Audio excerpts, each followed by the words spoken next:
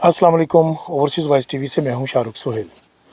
मैं इस वक्त दुनिया के आखिरी मुकाम end of the world Norway में हूं और यहां से बैठ के मैं आपसे मुखातिब हूं। आज का व्लॉग आपको इस हसीन लोकेशन से देखने को मिलेगा। मेरे बिहाइंड आपको जो मनाज़र नज़र आ रहे हैं ये दुनिया के आखिरी मनाज़र हैं, यानी इसके बाद फिर वही ग्लोब और फिर वही पानी और वही सब कुछ, दुनिया यहाँ ख़त्म हो जाती है, यही कहा जाता है। मैंने अपने पिछले व्लॉग में इस बात का इजहार किया था कि नवाज़ शरीफ को इस बात पर थोड़ी सी शर्म आनी चाहिए थी कि ऑक्सफोर्ड यूनिवर्सिटी का अगर इमरान खान चांसलर बनने जा रहे हैं तो इस बात पर उनको सपोर्ट करनी चाहिए थी, उनकी हमायत करनी चाहिए थी, थोड़ा सा आला ज़रफ़ी का मुज़ाहरा करना चाहिए था। एशिया की तारीख़ का पहला आदमी है जो ऑक्सफोर्ड यूनिवर्सिटी का चांसलर बनेगा। ये क्रेडिट पाकिस्तान का है, ये एज़ाज़ पाकिस्तान का है, इसके लिए हम सबको इकट्ठा होना चाहिए था। लेकिन अफसोस कि चूँकि नवाज़ शरीफ ने पाकिस्तान की सियासत में गलाज़त ही बखेरी है और इस सियासी गलाज़त का सुरखेल जो है उसका नाम नवाज़ शरीफ है। अगर ये इस तरह की हरकत ना करते और अपने लोगों को वहाँ ना भिजवाते, वहाँ यूनिवर्सिटी के सामने मुज़ाहरा ना करवाते और इमरान खान के ख़िलाफ़ नारेबाजी ना लगवाते, तो मेरा ख़्याल है कि इससे नवाज़ शरीफ को थोड़ी इज़्ज़त ही मिलती, ना कि अब जो कुछ हो रहा है। और मुझ जैसा बंदा भी इस बात का इजहार कर रहा है कि नवाज़ शरीफ ने ये बहुत कमज़रफ़ी का मुज़ाहरा किया है। जब तक ऑक्सफोर्ड यूनिवर्सिटी के इलेक्शन हो नहीं जाते, मुझे लगता है कि नासूर लीग अब इसमें पीछे नहीं हटेगी, क्योंकि अब ज़ाहिर है उन्होंने तीर अपने तरके से निकाल दिया, अब कुछ हो नहीं सकता। लिहाजा इस हवाले से बीनश सलीम, आपको पता है वो एक फपे कुटनी एंकर है, मैं तो हैरान हो गया उसकी ज़ुबान सुन के कि अनोखा लाडला खेलन को मांगे चाँद, ऑक्सफोर्ड यूनिवर्सिटी का चांसलर बनने जा रहे हैं, और पता नहीं क्या क्या जो उसके मुँह में मुग़ल्लज़ात आई हैं उसने बक दी हैं। बात यह है कि वो तो वाक़तन अनोखा लाडला है और वो चाँद मांग भी ले तो उसको चाँद मिलना चाहिए, उसके अंदर इतनी सलाहियत है, इतनी क्वालिटी है।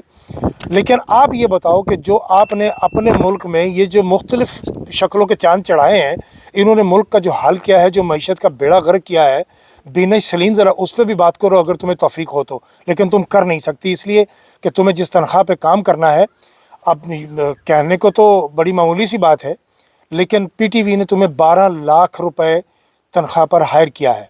अब अपने ईमान से बताओ और अपना प्रीवियस चेक करो, जो भी तुम्हारा प्रीवियस है, मैं उस पर बात नहीं करना चाहता, लेकिन क्या तुम्हारी हैसियत के मुताबिक और तुम्हारी तालीम के मुताबिक कितनी तनख्वाह ये तुम्हारी है जो तुम्हें दी जा रही है?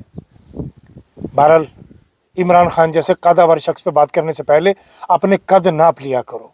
हसन इकबाल, उन्होंने भी इसी हवाले से बात की है और हसन इकबाल कहते हैं कि जो सहूलियात इमरान खान को जेल में मैसर हैं उनकी तो बात ही अलग है। मैं बार बार कहता हूं कि यार अगर इतनी ही सहूलतें इमरान खान को दी जा रही हैं जेल में, तो फिर आप उसको जेल से निकाल क्यों नहीं देते? किसी ऐसी जगह क्यों नहीं भेज देते यहाँ जहाँ ये मराहत मैसर ना हो? हसन इकबाल चाहें तो अपने घर का एक कमरा भी उसको अलाट कर सकते हैं। हसन इकबाल दाढ़ी भी है, नमाजी भी है, सब कुछ है, लेकिन अगर इनके पास कुछ नहीं है तो गैरत नहीं है, शर्म नहीं है। मैं रऊफ़ कलासरा साहब की बहुत इज़्ज़त करता था यार। मैं समझता था कि ये बंदा जेन्युइन सहाफ़ी है और ये जेन्युइन बात करेगा, हक़ सच की बात करेगा। लेकिन मुझे हैरत हो रही है कि कुछ अरसे से रऊफ़ कलासरा साहब ने इतना मायूस किया है कि जिसकी हद नहीं।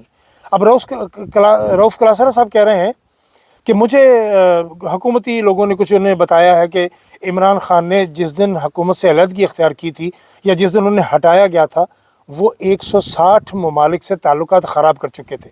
रऊफ़ कलासरा साहब, 160 ममालिक से ताल्लुकात ख़राब करने के लिए क्या 3.5 साल काफ़ी हैं? क्या इतना वक्त काफ़ी है? क्या किया ऐसा? आप भूल गए इस बात को कि 2 दफ़ा OIC का इजलास इमरान खान के दौरे हुकूमत में पाकिस्तान में हुआ है। इससे पहले पाकिस्तान में को कभी ये तौफ़ीक ही नहीं हुई। पाकिस्तान के किसी लीडर का इतना कद ही नहीं कि वो 2 मरतबा OIC का इजलास अपने मुल्क में बुलाता। क्यों झूठ बोलते हैं यार आप लोग सारे मीडिया पे बैठ के? मुझे समझ नहीं आ रही कि इससे आपको मिलेगा क्या? इस चापलूसी का, इस कासालेसी का, इस गदागरी का कितना अजर मिलेगा आपको और कब तक मिलेगा?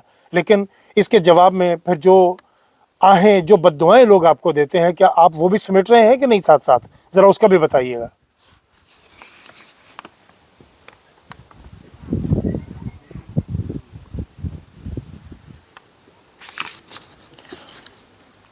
आइए अगली खबर की तरफ। 190 मिलियन पाउंड वाला केस, अलकादर यूनिवर्सिटी वाला केस, उस पर पूरी कोशिश की जा रही है कि किसी तरीके से, चूँकि अब कुछ रहा नहीं उसमें, उस केस में, तो अब वो कोशिश करेंगे कि किसी तरीके से घेर घार के मलिक रियाज को भी दोबारा से परसू किया जा रहा है, उसको भी कह रहे हैं कि गवाही दे दी जाए। मुझे एक बात सिर्फ पूछना है अपने हुक्काम वाला से, ये बताइए कि इस 190 मिलियन पाउंड के हवाले से जिस प्रॉपर्टी का जिक्र हो रहा है उसको तो ओन करते हैं हुसैन नवाज़, फिर इस केस में हुसैन नवाज़ का जिक्र क्यों नहीं आता?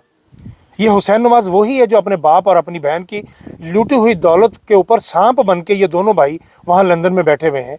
कभी लंदन की टोटल प्रॉपर्टी तो चेक कीजिए कि उन्होंने बनाई कहाँ से और कैसे बनाई है। अगर आप इसका जवाब दे सके तो मेरा ख्याल है कि हम ही नवाज़ शरीफ को अपना लीडर मान लें, लेकिन नवाज़ शरीफ तो अपनी रसीदें ही पेश नहीं कर सके।